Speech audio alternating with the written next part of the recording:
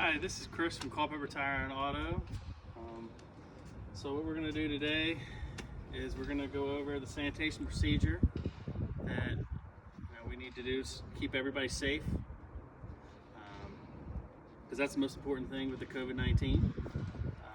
So what we do is we start by sanitizing your high touch areas like your door handles, areas over here, and then we move inside the vehicle and we do the steering wheel and the washer arm and the turn signal, and we do the gear shifter. We do this before and after every time we get the car. We do this before we get it, and we also wear gloves and masks and everything before we give it back to you to make sure that you're safe and our employees are safe. We're trying to do